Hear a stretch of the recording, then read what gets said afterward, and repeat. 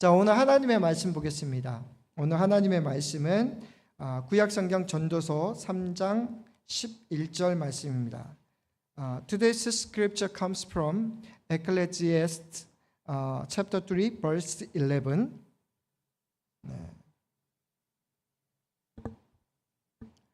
여러분 같은 목소리 한번 읽어볼까요? 시작.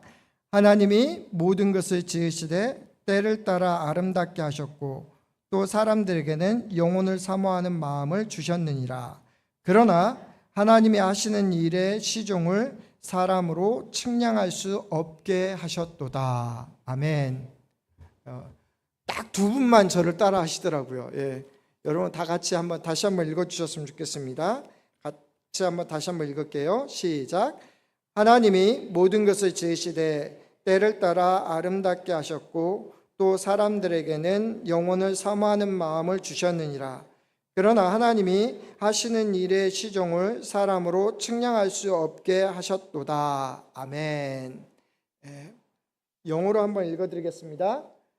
He has made everything beautiful in its time. He has also set eternity in the hearts of men.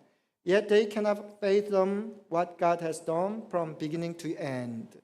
Ecclesiastes chapter 3 verse 11. 감사합니다. Today's title is Eternity in the Heart of Man. I will deliver this message based on Ecclesiastes 3:11 and last week's scriptures based on Luke chapter 16. From the story, the rich man and the beggar Lazarus.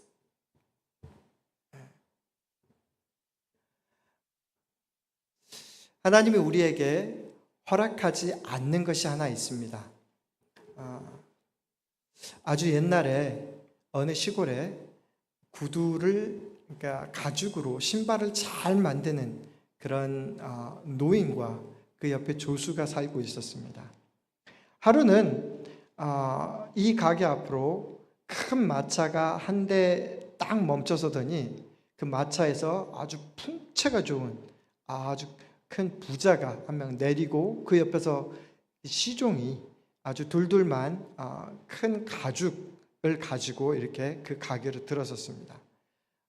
이 풍채 좋은 부자가 그렇게 얘기합니다. 여보시오, 내가 들으니까 당신이 이 근방에서 신발을 최고로 잘 만드는 사람이라고 들었어. 맞소? 예, 그렇긴 합니다만 여기 내가 가죽을 가져왔어. 이 가죽은 최고급 가죽이요. 그러니 이 가죽으로 나를 위해서 장화를 한번 만들어 주시오. 그러면서 그 옆에 있던 시종이 그 작업대 위에 가죽을 쫙 펼쳐 놓습니다. 깜짝 놀랐습니다.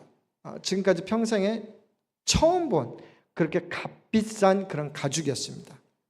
처음에는 이 노인이 안 맡으려고 그랬어요. 너무 부담스러워가지고 그냥 돌려보내려고 그랬는데 옆에 있는 조수가 아주 젊은 청년이 그것을 맡아도 된다는 거예요. 그래서 맡기로 했습니다. 그래서 이 부자의 말대로 치수를 재고 또 여러 가지 이 주의사항을 들었습니다. 그러면서 이 부자가 나가면서 그렇게 얘기하는 것입니다. 이 가죽으로 장화를 잘 만들어주면 돈은 얼마든지 주겠습니다. 1년 지나고 너 여전히 그대로 있으면 내가 돈을 더 주겠습니다. 그렇게 얘기를 하니까 네, 그렇게 하지요. 그렇게 얘기를 했습니다. 그리고 나서 그 사람은 집에 갔습니다. 그리고 점심 먹고 오후가 됐습니다. 이 신발 가게 주인이 이 청년에게 이렇게 얘기합니다. 나는 눈이 좀 침침하니 잘 안 보이네. 자네가 아까 치수를 잰 그대로 한번 가죽을 잘라서 미리 재다 놓게나.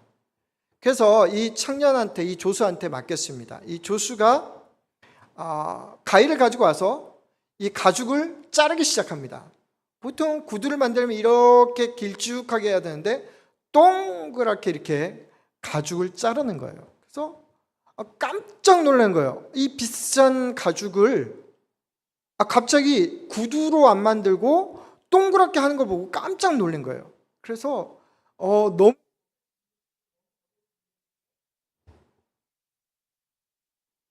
너무 겁에 질려 있는데 어떻게 하나 그냥 지켜보기로 했어요. 어떻게 하나 지켜봤더니 동그랗게 자른 걸 가지고 그냥 털신을 만드는 거예요. 그냥 실내화처럼 이렇게 만드는 거예요. 아주 촘촘하게 안 만들고 엉성하게 실로 한 바퀴만 이렇게 돌리는 거예요. 그래서 이제 이 주인은 깜짝 놀라서 큰일 났다. 이제 나는 어떻게 사나. 내가 이 가게를 다 팔아도 이 가죽값을 변상해 줄 수 없을 텐데. 근데 조금 있다가 갑자기 문이 떼그랑 내리더니 아까 그 부자랑 같이 왔던 종이 들어오는 거예요. 그러면서 헐레벌떡 오더니 그렇게 얘기하는 거예요. 여보시오, 나 기억하죠? 물론 기억하죠. 무슨 일 있습니까? 그랬더니 다름이 아니라 우리 주인이 아까 집에 오다가 목이 뻣뻣해져서 죽었습니다. 그래서 우리 여주인님이 얘기하기를 가죽 장화가 아니라 가죽으로 된 신발, 털신 하나만 만들어 달라고 이렇게 다시 부탁합니다. 그래요? 가만히 보니까 털신이 이미 만들어졌습니다. 그래서 그 털신을 주었다라고 하는 얘기가 있습니다. 여러분, 이 이야기는 톨스토이의 사람은 무엇으로 사는가의 한 부분에 나옵니다. 하나님이 우리에게 허락하지 않는 것이 있습니다. 오늘 본문 한번 보시기 바랍니다.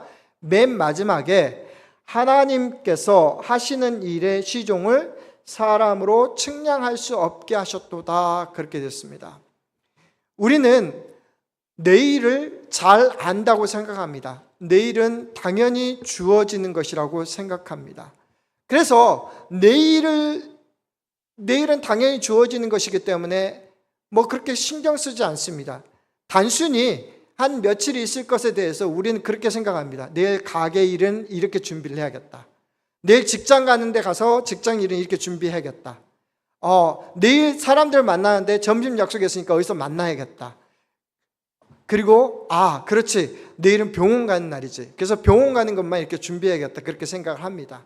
그래서 내일에 대해서는 당연하게 생각하고 한 며칠 있어도 한 일주일 있을 거에 대해서 우리는 크게 준비하지 않습니다.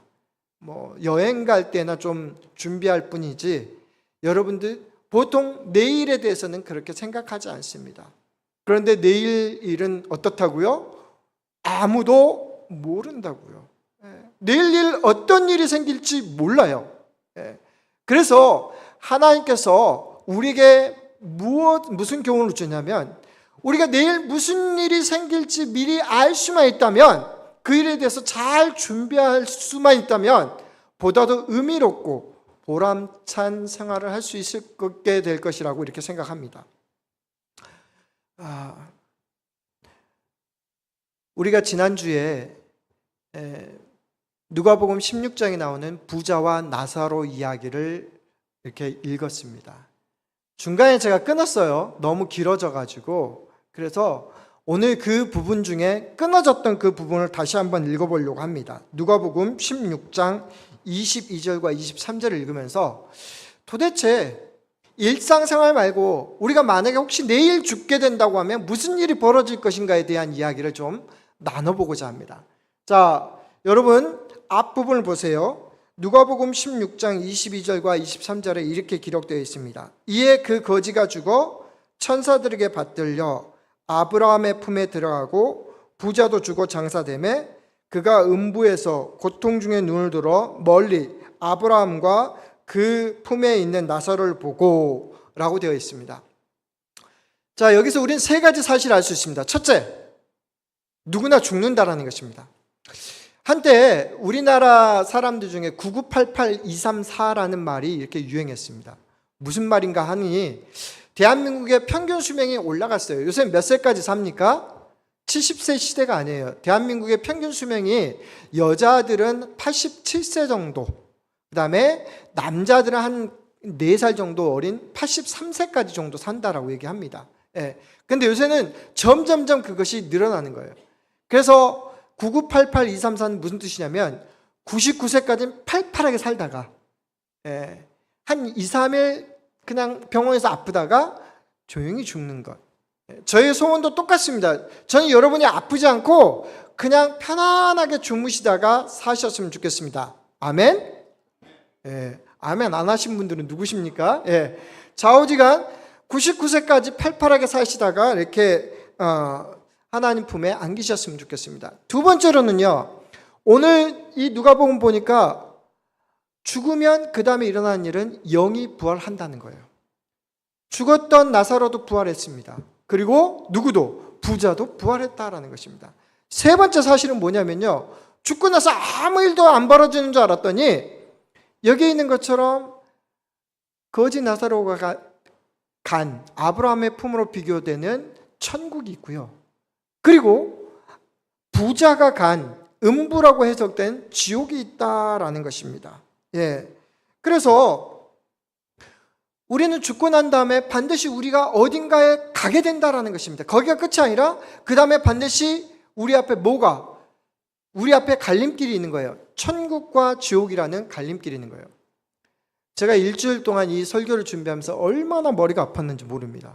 예. 내가 가보지 않는 천국과 지옥을 설교하려니 너무 마음이 힘든 거예요. 네. 그리고 두 번째로는 제가 인터넷으로 유튜브로 이렇게 쳐보면서 천국과 지옥에 대한 간증을 쳐봤더니 앞에서부터 밑에까지 쭉 나오는 거예요. I typed show me the testimony on heaven and hell. 그랬더니 한국어로도 쫙 나오고 영어로도 쫙 나오는 거예요. 자, 그러면 어찌됐든 이 이야기는 조금 이따 얘기를 하고요, 거기에는 많은 이야기들이 나오는데 조금 이따가 제가 하나씩 이렇게 여러분에게 말씀드리도록 하겠습니다. 자, 어찌됐든 천국과 지옥이 있는 거예요. 그럼 여러분, 지옥이 어떤 곳인지, 자, 목사는 우선 어디에 근거할 수밖에 없습니까? 제가 안 가봤기 때문에 지옥은 좀 가기 싫습니다. 안 가봤기 때문에 목사는 반드시 성경적인 근거에 대해서 이렇게 얘기할 수밖에 없습니다. 성경적으로 얘기하다 보면 딱딱하고 길어지니까 여러분이 또 주무실 수밖에 없어서 딱 한 구절, 그러니까 두 구절만 좀 보도록 하겠습니다. 오늘 보니까 누가 지옥에 갔습니까? 부자가 지옥에 갔습니다. 부자가 지옥에서 어떤 모습으로 있는가 봤더니 오늘 본문을 보니까 고통 중에 눈을 들어 누구를 봤다고요? 천국에 있는 아브라함을 봤다라고 되어 있습니다. 그리고 성경에 보니까 그 다음에 어떤 구절이 나오냐면 아브라함에게, 아버지 아브라함이여, 당신 옆에 있는 나사로에게 시켜가지고 제발 물 한 방울만 이렇게 묻혀가지고, 시원한 물 한 방울만 묻혀가지고 내 혀 끝에 서늘하게 좀 해주세요. 그렇게 부탁을 합니다. 성경을 보면 이런 이야기가 나옵니다. 주로 천국과 지옥에 제일 많이 나오는 부분은 요한계시록입니다. 요한계시록 20장 13절과 15절을 보니까 또 사망과 음부도 그 가운데서 죽은 자들을 내주매 각 사람이 자기 행위대로 심판을 받고 사망과 음부도 불못에 던져지니 이것은 둘째 사망 곧 불못이라.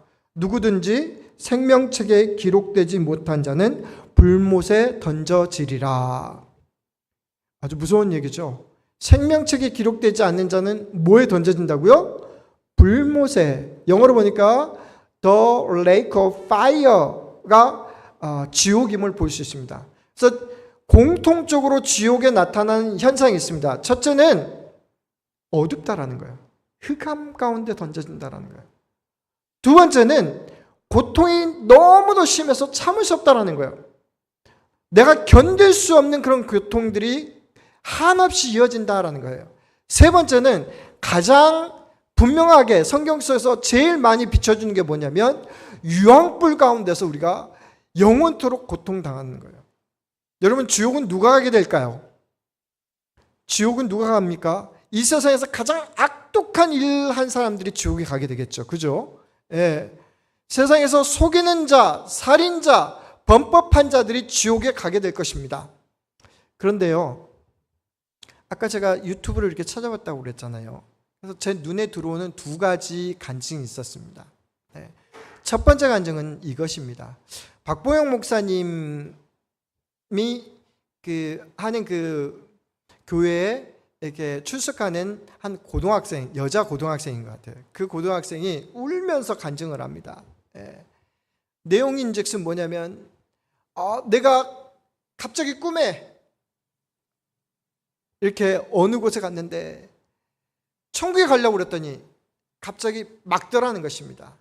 그러면서 너는 천국행이 아니라 지옥행에 가게 돼. 그래서 왜 그런가 봤더니 예수님이 자기 자신에게 이렇게 물으면서 너의 신앙을 보니까, 예수님이 천사 앞에서 천사가 그에게 얘기를 해주는데 너의 신앙을 보니까 너무 아니래. 네 신앙이 뜨뜻미직지근해. 그래서 네가 지옥에 갈 수밖에 없어. 또 하나 다른 이유가 있는데, 그 다른 이유는 네가 가만히 보니까 나만을 사랑하는 줄 알았는데 네가 미디어를 너무 좋아해. 음악을 너무 좋아하고 유튜브를 너무 좋아하고 드라마를 너무 좋아하고, 그래서 지옥에 갈 수밖에 없어. 너는 지옥 가야 돼. 이 말을 듣고 이 여고생이 눈물을 펑펑 흘리면서 기도하기 시작했답니다. 예수님, 내가 왜 지옥에 가야 됩니까? 예수님, 저 좀 살려주세요. 그랬더니 예수님의 이름으로 얘기를 했더니 그 천사가 그러면 네가 예수님의 부르짖었으니 두 번째 기회를 줄게. 그러면서 이렇게 보내더라라는 것입니다. 그 간증이 하나 제 이렇게 마음에 들어왔고요. 두 번째 간증은 이런 간증입니다.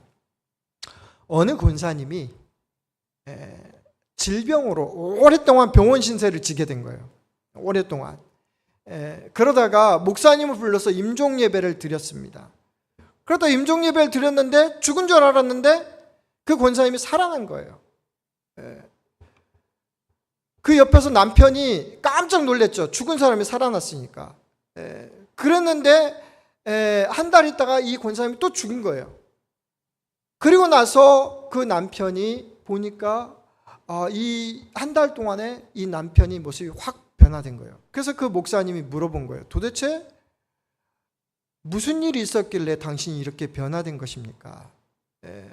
그랬더니 사실은 내가 예수 믿으면서 무척 속상했습니다. 왜냐하면 우리가 예수 믿는 사람인데 내 아내가 그렇게 열심히 교회에서 봉사하고 또 눈물로 기도하고 하나님께서 고쳐달라고 그랬는데 하나님께서 고치시기는커녕 이 세상을 살면서 너무너무 고생하면서 살았습니다.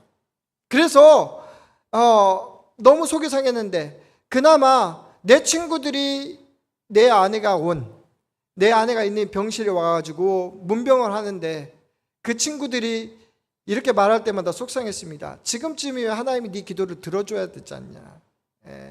야, 예수 믿는다고 아무 소용없다더라. 그래서 내가 너무 실족했습니다. 그런데 죽었다가 살아난 내 아내가 천국과 지옥에 대한 체험을 얘기합니다. 자기가 죽어서 아주 빛 가운데로 빨려 들어가는데 저 끝에서 갑자기 조금만 터널을 지나가면 천국에 갈 수 있게 되는데 느닷없이 천사가 자기를 막더라는 거예요. 스탑. 너 아직 안 돼. 너 천국 갈 수 없어. 너 지옥에 갈 수밖에 없어. 그래서 왜요? 그랬더니 너 아직 회개할 게 너무 많어. 그래서 너는 천국에 올 수 없어. 그러면서 하나님이 천사가 이렇게 보내드려요. 그래서 이 권사님이 한 달 동안 하나님 앞에서 이전과는 전혀 다르게 아주 하나님 앞에서 회개하면서 남편을 지극정성으로 이렇게 섬기고, 그리고 그 가운데서 평안하게 있다가 죽는 모습을 보고 이 남편이 어떻게 했다? 정말로 천국이 있구나. 그것을 깨닫고 그 앞에서 그 아내를 통해서 천국을 바라보면서 이렇게 가게 됐다라고 하는 간증을 했습니다. 여러분, 개개인의 간증이기 때문에 제가 이것을 신뢰하신 이걸 여러분에게 100% 믿어달라고 하는 얘기는 아닙니다. 그러나 이 땅에 있는 어느 누군가에는 하나님께서 축복해 주셔서 지옥에 대한 것과 그리고 천국에 대한 것들을 이렇게 보여주시게 됐는데, 지옥은 악독한 일을 행한 사람들만이 가는 것이 아니라 하나님을 제대로 믿지 않는 사람들, 그리고 하나님 앞에서 미적지근하게 신앙생활하는 사람들, 하나님 앞에서 우리가 회개하지 않고 하나님 앞에서 하나님보다 다른 것을 더 사랑하는 사람들도 역시 가게 되는 곳이 지옥이라고 하는 것을 알 수 있습니다. 지옥은 뭐라고요? 한 번만 고통을 당하는 것이 아니라 영원토록 고통당하는 것입니다. 지옥은 천국과 지옥 사이에 간격이 있어서 도무지 한 번 빠져들면 한 번에 있는 그 형벌이 영원토록 이어진다라는 것입니다. 반대로 천국은 어떤 곳일까요? 천국은 어떤 곳일까요? 목회를 하면서 주로 이렇게 장례 예배를 많이는 아니지만 여러 번 가게 됩니다. 작년에도 한 2번, 올해도 1번 이렇게 가게 됩니다. 보통은 예수 믿는 분들의 모습을 보면 아주 평안하게 가십니다. 그리고 그렇게 큰 여러 가지 질병 중에 있었지만 그래도 은혜로 이렇게 갑니다. 천국을 소망하면서 가족들도 편안하게 이렇게 잠시 부모님을 떠나보내는 그것 때문에 마음이 아파서 이렇게 슬퍼하지만 그래도 찬송가 틀어놓고 옆에서 이렇게 잘 보냅니다.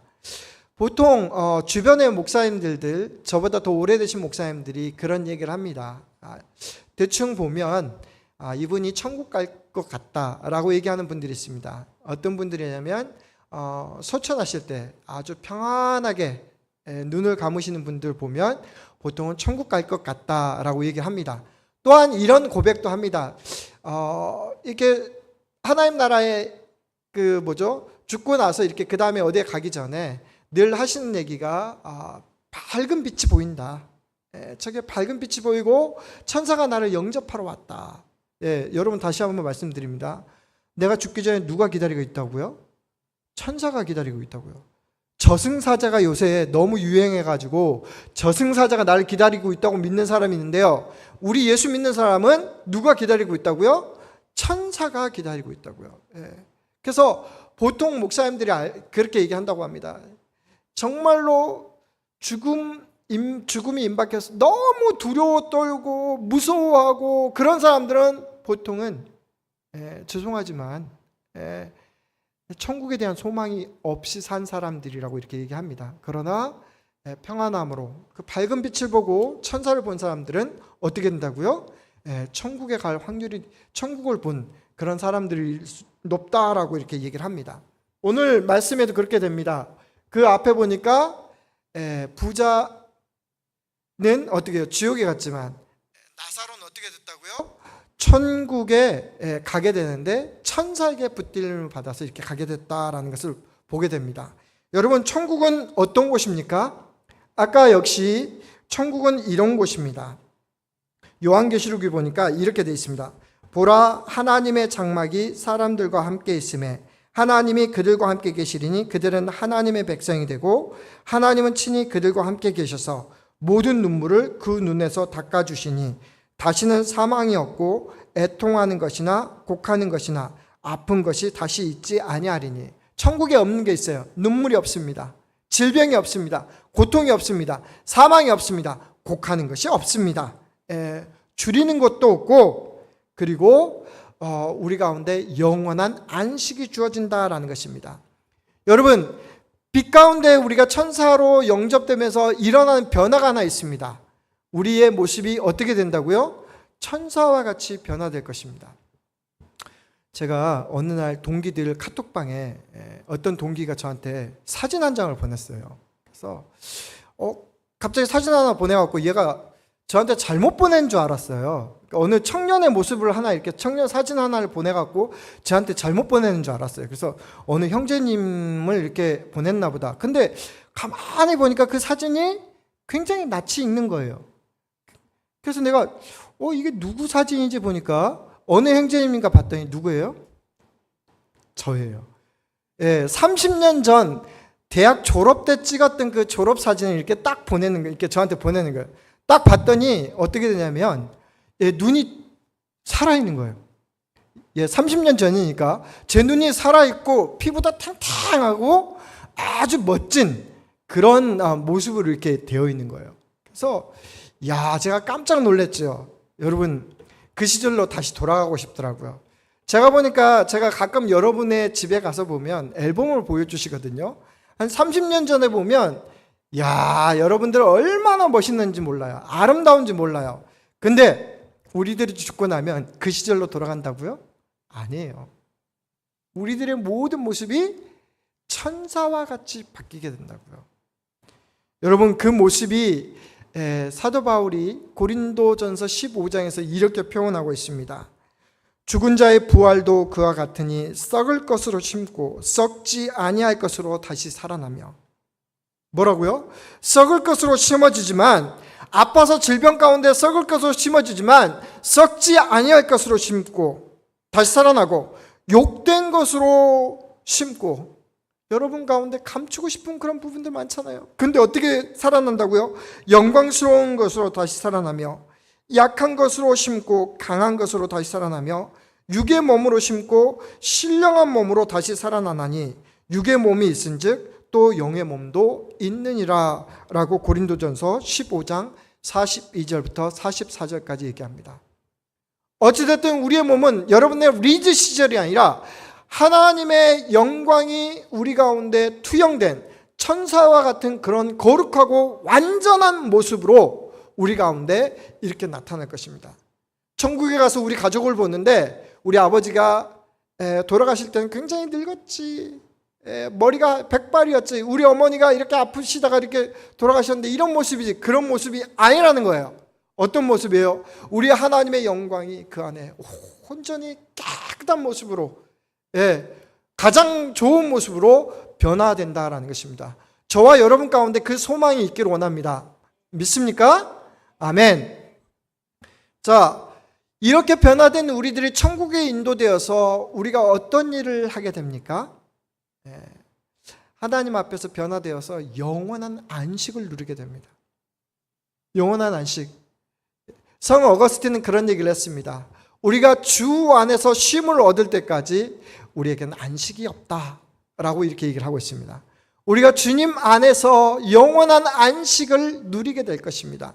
안식이라고 하는 것은 우리의 수고와 모든 무거운 짐들이, 모든 고통과 모든 염려와 근심들이 싹 사라진 아주 평안의 상태, 기쁨의 상태를 얘기합니다.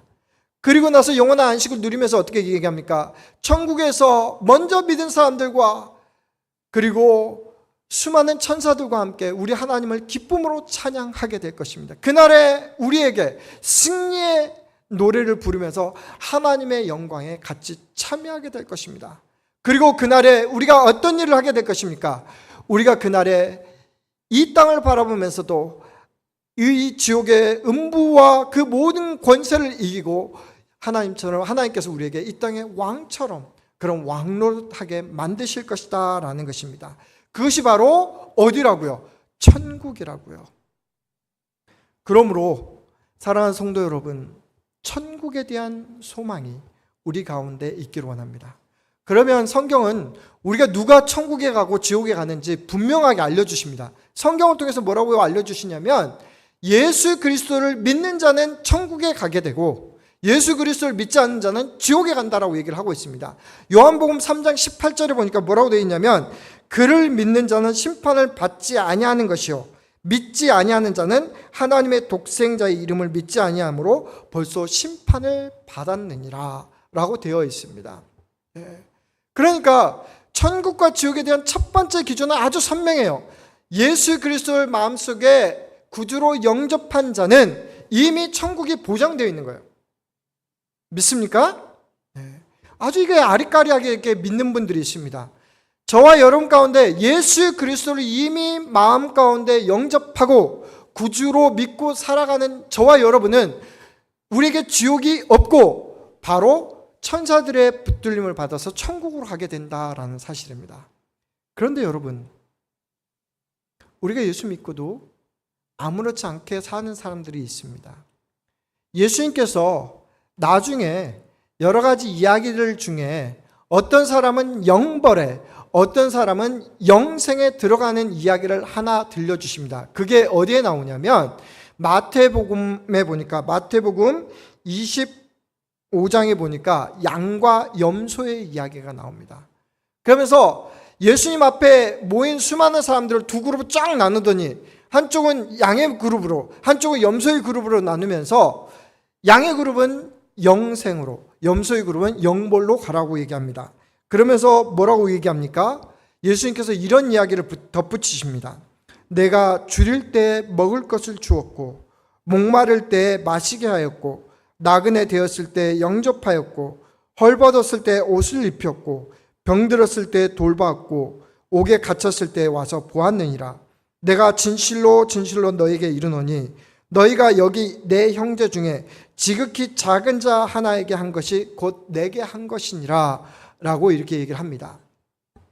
사람들은 예수 그리스도만 믿고 그 다음은 아무렇지 않게 살아도 된다라고 생각하는 사람들이 있습니다. 그러나 예수 그리스도를 우리 마음속에 구주로 모신 사람은 우리 안에 예수 그리스도의 영이 우리를 하나님 나라에 가기까지 인도하고 그 삶 가운데 예수 그리스도로 충만하고 예수님이 원하는 삶을 살 것입니다. 그 삶은 무엇이냐면 바로 사랑과 나눔입니다. 아틀란타에 사는 어느 교장 선생님이 선교를 가게 됐습니다. 네팔이라고 하는 그런 선교에 가게 됐는데, 네팔이라고 하는 그런 산동네에 가게 됐는데 미국과 엄청난 격차가 있잖아요. 그 산동네에 가서 뭔가를 이렇게 도와주려고 간 거예요. 근데 거기에 갔더니 오히려 그 가난한 아이들이 자기를 돌보더라라는 것입니다. 그러면서 그 가운데 서로 나눔이 있었던 거예요.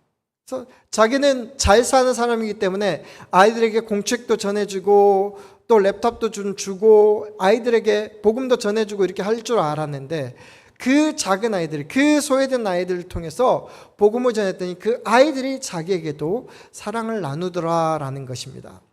어쩌면 우리는 나눔 또 사랑하는 것에 대해서 일방적인 것만 생각할지 모릅니다. 그러나 예수님의 마음으로 충만할 때 이 사랑과 나눔은 서로 오고 감이 있다라는 것입니다. 이 말은 뭐냐면 저와 여러분 가운데 나는 일방적으로 베풀어야 된다고 생각하는 사람들이 있고 혹은 나는 일방적으로 받아야만 된다라고 생각하는 사람이 있을지 모릅니다.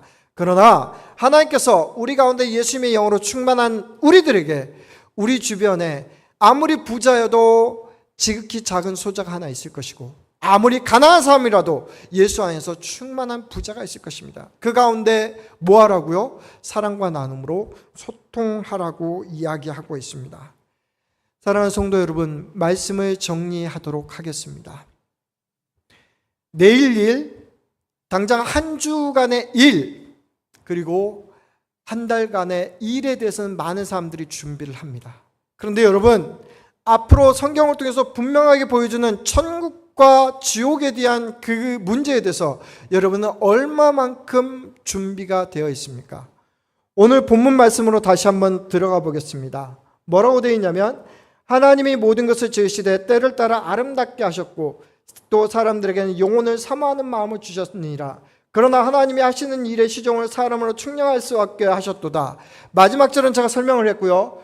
그러면서 하나님께서 뭐라고 얘기하냐면 사람들에게 영원한 사모하는 마음을 주셨다라고 되어 있습니다. 우리에게 영혼을 사모하는 그 두 가지 종류의 마음이 있습니다. 하나는 지옥이고요, 하나는 천국입니다. 근데 이것을 우리는 미리 압니다.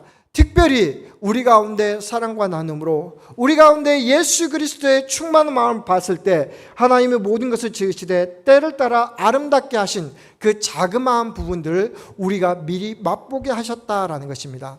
예수님은 그렇게 말씀하십니다. 천국은 어디에 있다고요? 저기에도 있지 않고 여기에도 있지 않고 바로 너희 안에 있느니라. 우리 마음 가운데 있다라고 말씀하십니다. 우리 마음 가운데 예수 그리스도를 모시고 천국의 소망을 가지고 살아가는 사람들에게는 이미 천국이 이 땅에 임한 것입니다. 사랑하는 성도 여러분, 저의 간절한 소원이 있습니다. 예수 그리스도와 함께 더불어 살고 이 땅에서 예수 그리스도와 함께 천국을 누리시다가 마침내 우리에게 다가오는 그 갈림길에서 천사들에게 붙들림을 받아 천국 가시는 저와 여러분 모두가 되시기를 원합니다. 이 땅에서 정말 아름답지 않은 것들만 보시는 삶이 아니라 때를 따라 아름답게 하신 그것들을 좀 보실 수 있는 그런 영적인 눈이 있어서 우리 마음 가운데 두신 그 영원하신 천국을 오늘 또 바라보면서 나갈 수 있는 그런 저와 여러분들, 그런 순례자들이 되기를 주의 이름으로 간절히 축원합니다. 다 같이 기도하도록 하겠습니다. 오늘 말씀 묵상하시면서 나는 죽음 이후에 천국과 지옥에 대한 삶을 준비하고 있습니까? 그것에 대해서 여러분들 한번 묵상하셨으면 좋겠습니다. 나는 지금까지 신앙생활이 무엇에 초점을 맞추고 살았는지, 내 안에 계신 예수 그리스도를 따라 사랑과 나눔이 충만하고 그 예수 그리스도를 따라 하나님을 깊이 경외하며 그 예수님의 말씀에 따라 정말 하나님의 뜻을 이루기에 순종하는 그런 삶을 살았는지 이 시간 고백하셨으면 좋겠습니다. 그러면서 주님, 내가 하나님 나라 가까이 갈 때 두려워하지 않고 내 곁에 계신 나를 이미 기다리고 있는 그 천사를 볼 수 있는 그 영광의 빛에 참여할 수 있는 내 모습이 되게 해달라고, 내 가족들이 되게 해달라고, 내 형제들이 되게 해달라고, 내 친척들이 되게 해달라고 같이 기도할 수 있기를 원합니다. 기도하겠습니다.